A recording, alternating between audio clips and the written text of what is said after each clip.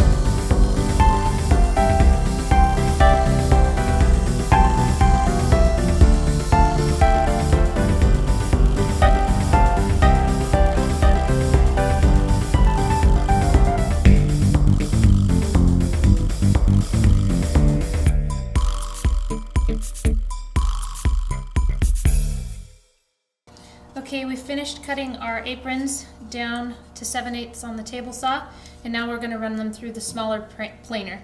I'm not going to use the bigger planer because anything you send through should be a minimum of 13 inches long, and these are only 12, so we're going to run them through the smaller planer.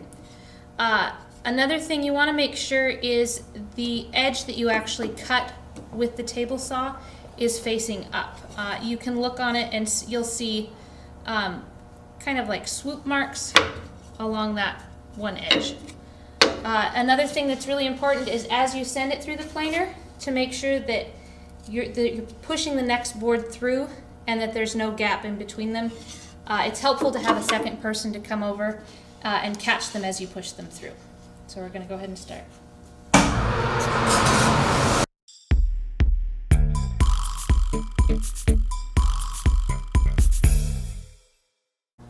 So we finished planing these down to 3/4 of an inch, and now we're going to bring them over to the dado blade, and we're going to cut 1/4 inch off both sides, and these are going to be our tenons that fit into our table legs. But first I need to set the height of my dado blade. It needs to be at 1/4 inch. So you'll set this in the middle, directly over the center of your blade, and then get down here where you can see it and slowly lower it down till both sides are touching. And there, we've set that at 1/4 inch. Now we're going to set our fence. This setup leaves a 1/2 inch of blade sticking out from the fence. So before you run your apron through this setup, it is best to double check it. First, I would check and make sure that your miter gauge is square with your fence. So grab a framing square and put it against your miter gauge, and then push it against your fence and make sure there's no gaps along here or here. And if there is, you can loosen this and use it to adjust it so there's no gaps along either edge. Next, it is best to run a scrap piece through first and make sure that this is a 1/2 inch this way and that it's a 1/4 inch depth, just to double check before you run your apron through after you've spent all that time planing it down and cutting it.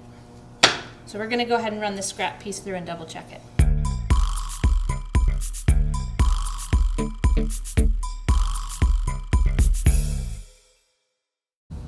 Okay, so we've finished setting up our dado blade and double checking the width and the height. So now we're going to go ahead and run our aprons through.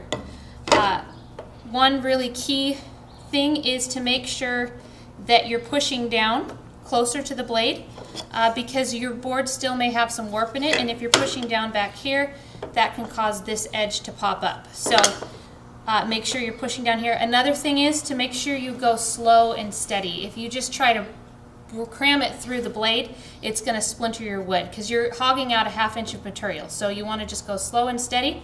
So you're going to go through, push it all the way through, and then you'll bring this back and you'll flip it over and do the opposite side, and then you'll flip it this way and repeat the process on the rest of them. So we'll go ahead and do that.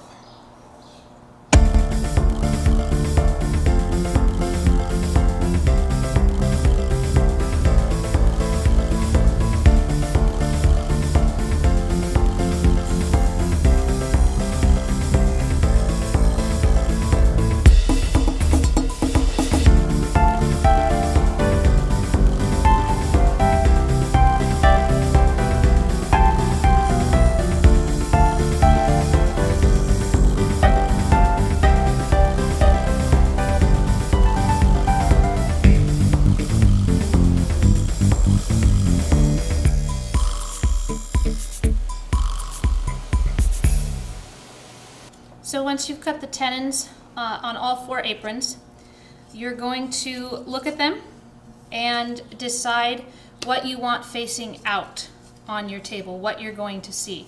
So this one has a chip right here, so I'm going to put that inside. I'm going to make this the outside.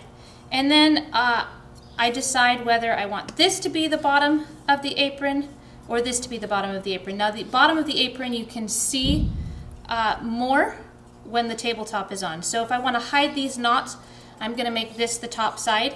So I'm going to mark top outside on this one. And then once I've done that on each of my aprons, I'm going to run them through the dado blade again. I'm going to make sure that the top outside is facing up so that I'm just taking a 1/4 inch off the bottom side of each tenon.